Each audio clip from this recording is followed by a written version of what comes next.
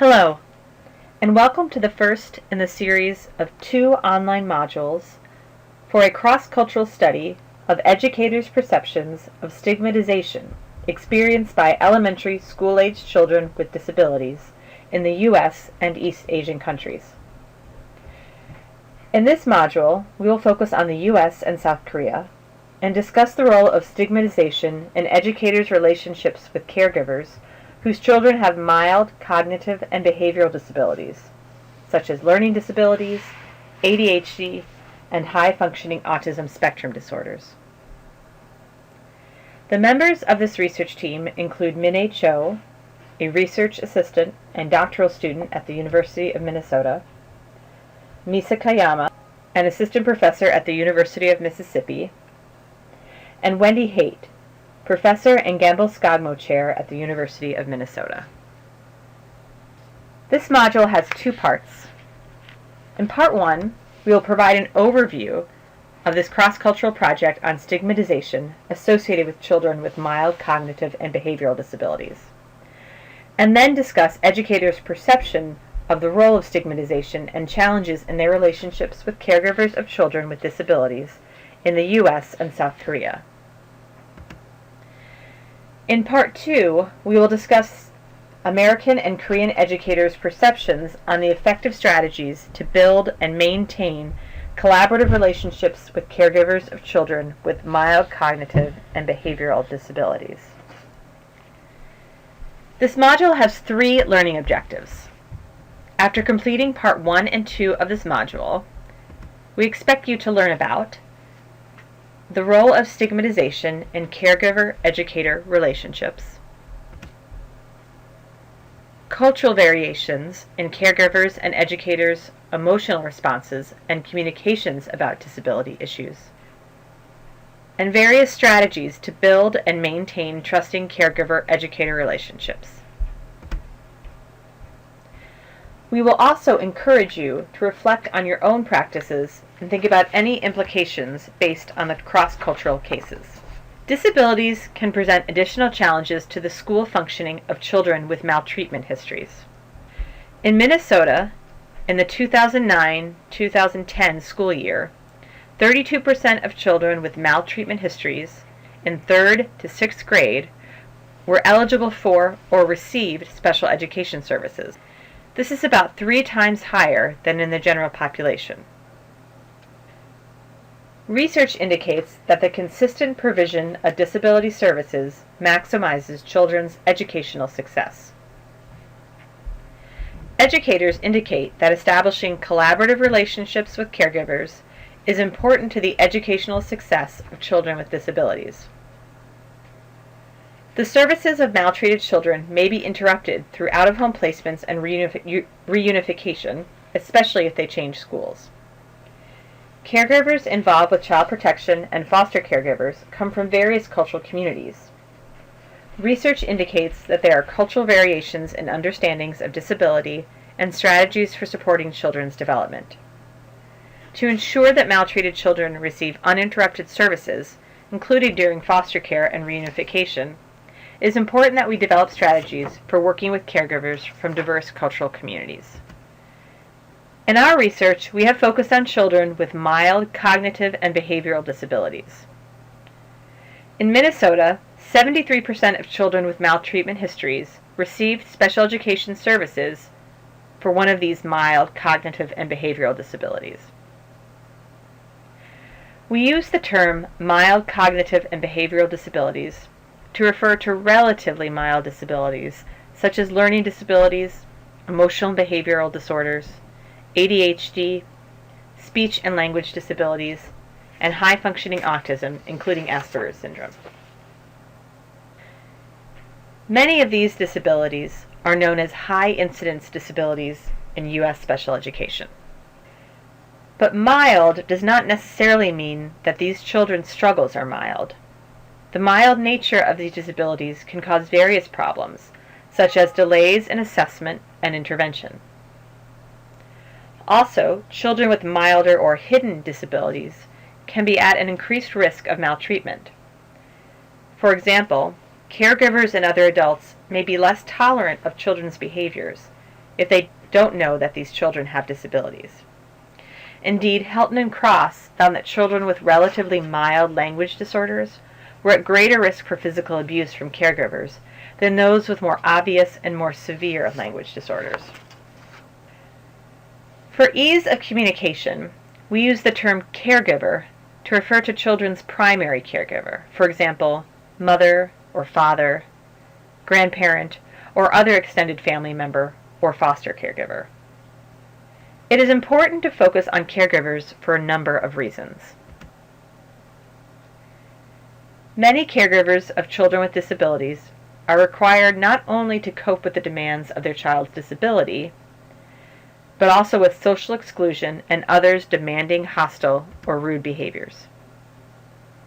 Caregivers of children with disabilities have a critical role in working with educators to manage their children's access to special education and other services. Caregivers' responses to their children's disabilities can affect their interpersonal relationships, including those with educators. For some caregivers, simply learning that their children have disabilities is an emotionally charged experience. They may experience a range of feelings, including guilt, sadness, grief, anger, and fear for their children's future. Although many caregivers readily accept their children's disabilities and understand their needs for supportive services, they may also experience concerns about labeling and stigmatization associated with special education.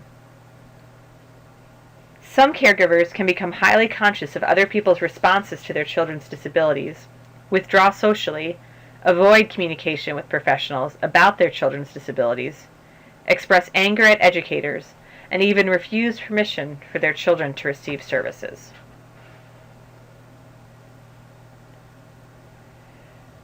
This series of modules focuses on the comparison of U.S. and Korean cases. Even though Korean special education is strongly influenced by the U.S. education system, the practices for children with disabilities are very different. So how adults weigh the relative strengths and limitations of special services may reflect cultural beliefs regarding disabilities. In general, Korean people and institutions are acutely sensitive to stigma. Consideration of how Korean educators respond to the risk of stigmatization for children with disabilities can suggest creative strategies for U.S. professionals. Cultures vary in how individuals communicate and display emotions when they face stigmatization. So caregivers' emotional responses and their relationships with educators may vary widely according to their cultural contexts. In part 1 of this module, we will begin with a brief description of cultural norms and contexts for emotional communication and relationships between caregivers and educators in the U.S. and South Korea. These cases are part of a larger cross-cultural project that involves the U.S. and Japan, Korea, and Taiwan. After that, we will discuss our research findings in both countries. We interviewed U.S. and Korean educators from both countries to learn about their perceptions on the significance of their relationships with caregivers and the challenges to those relationships. We recruited 18 U.S. educators from one school. This school is in a suburb of a large metropolitan area and serves primarily white middle-class caregivers. We also recruited 43 Korean educators from 34 schools in 2 cities. The vast majority of families from these schools were middle class and Korean. All educators have experience working with children with mild cognitive and behavioral disabilities. They included general and special education teachers and school social workers. Our method involved in-depth, audio-taped, semi-structured interviews in the native language of each participant. Participants described their perspectives on educating children with mild disabilities, including any stigmatization experienced by those children. The interviews were then transcribed verbatim and inductively coded. We will begin with our findings in Minnesota. According to educators, the primarily middle-class white caregivers they interact with tend to seek concrete, objective information to respond and make sense of their children's disabilities. They may utilize problem-solving strategies that aim at changing stressful situations rather than managing subsequent emotional experiences. A preference for fact-oriented information also reflects relatively strong emphasis on individual rights and social justice in U.S. society. For example, implementation of the Individuals with Disabilities Education Act was impacted by the public's heightened sensitivity to protecting the individual rights of people with disabilities to a free and appropriate public education. U.S. professionals working with caregivers of children with disabilities also emphasize the importance of respecting professional roles and boundaries. U.S. educators also describe various challenges to their communications and relationships with caregivers. First, U.S. educators describe that some caregivers blame themselves, in part because of guilt and stigma, and thus were resistant to accepting their children's needs for specialized services. It is especially challenging for caregivers when their children's struggles are first noticed by educators. Many educators describe that caregivers who struggle to accept their children's needs for specialized services may become reluctant to work or communicate with educators. They may not respond to emails and phone calls from educators or become upset when educators initiate conversation about their children's struggles, which in turn result in educators' reluctance to communicate with them. Educators' frustration toward caregivers who are uncooperative can be exacerbated by the requirements of IDEA to involve caregivers in planning and providing special education services to their children. Under IDEA, educators are charged with the responsibility of child find. They have a responsibility to identify students who are struggling with or without caregiver permission. Educators also describe that the broader context of caregivers' lives impact their relationships. For example, caregivers who have had negative experiences with educators when they were in school may be hesitant to engage in collaborative relationships with their children's educators. Other caregivers are struggling with a variety of stressors such as poverty, homelessness, substance abuse, health, and mental health issues. These issues seem more urgent than their children's relatively mild disabilities. U.S. educators describe caregivers as educational partners who are experts on their children, their personality, and what works best for them. Said one educator, "I talk to the children and caregivers at conferences all the time about we're a three-legged stool. We've got the child, the caregiver, and me as the teacher. Without one of us working, the stool falls down. So if the child's not with us, if the caregiver's not with us, it gets hard. It's important to be able to have the team working around the child." This classroom teacher described her relationship with caregivers and children using a metaphor, a three-legged stool. Other educators also describe maintaining effective partnerships with caregivers is especially important, especially when educators must communicate with caregivers about children's struggles in school. Now we're going to review the study findings from Korea. The caregiver-educator relationships in Korea are very different from those of the U.S., but Korean educators discuss some similar challenges to those in the U.S. South Koreans tend to avoid openly expressing their emotions, even when they are distressed. Strongly influenced by Confucianism, South Koreans are acutely sensitive to others' feelings, conscious of their own social status, and display emotions appropriate within their hierarchical relationships. From early childhood, South Koreans are socialized to control and moderate their inner feelings. Within hierarchical relationships, the feelings and opinions of those of higher status are given priority. In this cultural context, communication among Korean people is characterized as subtle and nonverbal, and communication partners are required to read one another's facial expressions and behaviors. Such emotional sensitivity has a positive role in creating the mutually supportive interpersonal relationships which form the basis of South Korean social life. Korean caregivers' responses to their children's disabilities also reflect these beliefs and practices for emotion moderation. Their responses to their children's disabilities may include avoidance, denial, and withdrawal from social interactions. Caregivers may avoid engaging with formal services for fear of negative societal responses.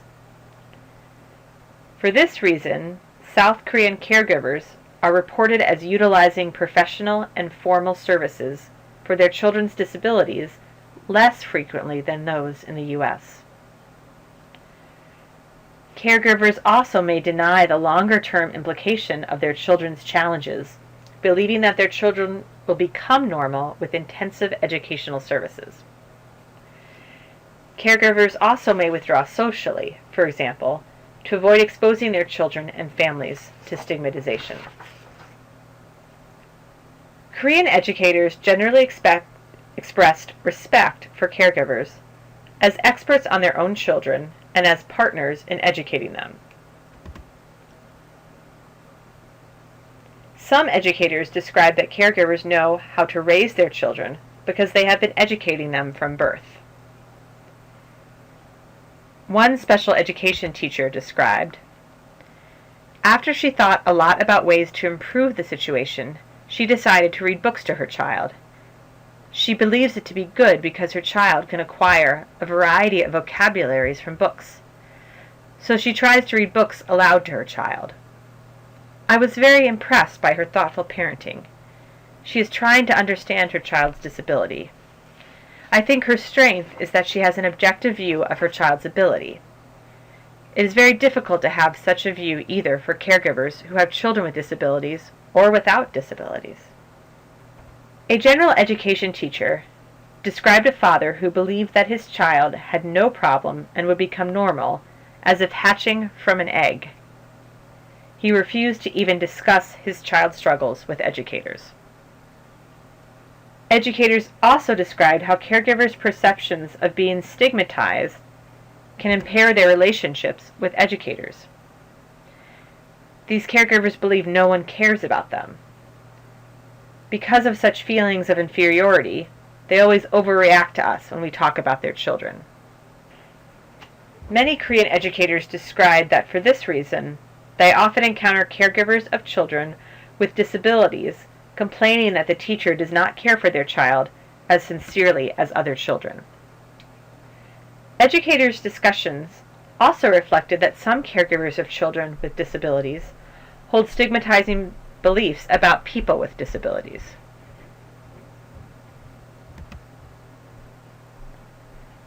They describe caregivers' refusal to place their children in special education based on negative preconceptions of disabilities and special education.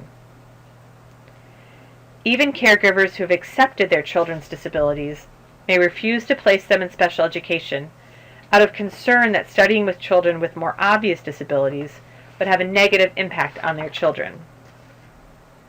A special educator described that caregivers believed receiving special education services leaves official records, which disables my grandchild's social life.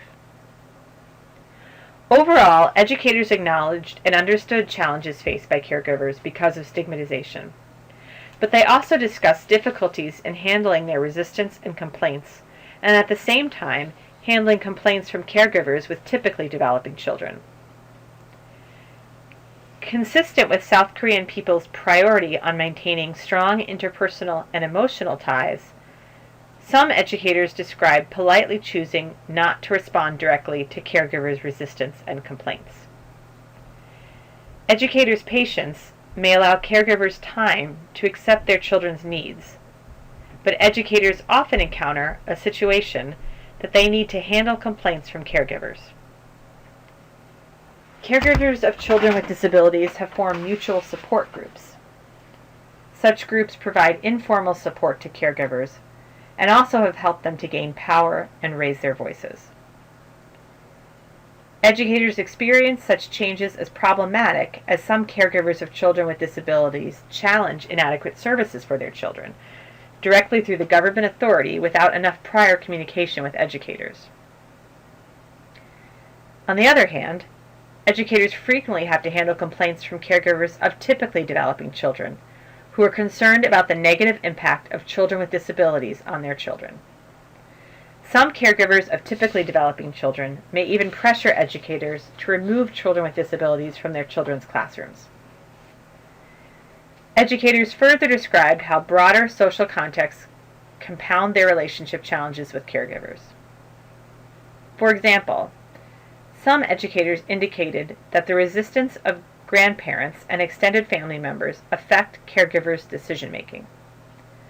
They may oppose caregivers who want their children in special education for fear that the children will experience stigmatization. We will now move to the discussion based on what we learned from the study results. Here is a summary of the challenges in the caregiver-educator relationship in the U.S. and Korea. The first challenge expressed by educators in their relationship with caregivers of children with disabilities. U.S. educators focused on primarily the impact of stigmatization on individual caregivers and their children, while those in Korea emphasized caregivers' social contexts and their children's social functioning. In establishing and maintaining collaborative relationships, U.S. educators emphasized their struggles to deal with caregivers' emotional responses in relatively more rigid, formal procedural guidelines for special education. Korean educators emphasized dealing with complaints from both caregivers of children with disabilities and caregivers of typically developing children. Educators in both countries described their emotional responses to caregivers' resistance and emotional displays. U.S. educators expressed their frustration toward uncooperative caregivers while being pressured by the requirements of IDEA. Korean educators described their struggle to conceal their own responses to caregivers in communication about their children's disabilities. After learning about educators' perceptions of the significance of their relationships with caregivers and challenges to those relationships, we'd like you to take a moment to think about your own practices with children with disabilities. Just like child welfare professionals are working in child welfare and other social service organizations, educators are also working within a system. Both child welfare professionals and educators are handling system-level issues in their everyday practices with children. With this in mind, please reflect on your own practice experiences. Here are some of the questions for you to think about. What are constraints when working with caregivers of children with disabilities? Do you have any similar challenges and concerns to those expressed by educators? What information concerning the relationship with those caregivers do you want to share with educators when collaborating with educators? What do you want to hear more from educators? Based on what you've learned from these U.S. and Korean cultural cases, we also would like you to think about your own practice. Similar to Korea, building and maintaining collaborative caregiver-educator relationships is critical to education for children with disabilities. How do you keep the professional boundary when working with caregivers of children with disabilities who expect emotional support from you? How do you handle complaints from caregivers of typically developing children who are concerned about their children's loss of learning opportunities? In the next module, we are going to discuss the U.S. and Korean educators' perceptions on effective strategies for building collaborative partnerships with both caregivers of children with disabilities and typically developing children. Before this discussion, we encourage you to think about your ideas on these two questions based on the cultural context in the U.S. and Korea that we reviewed in this module. First, how do you handle caregivers' complaints that your response to their children is not the same as to other children? Second, How do you handle grandparents or extended family who are involved in decision making for a child with a disability? For more information, these journal articles and books describe more details of this project.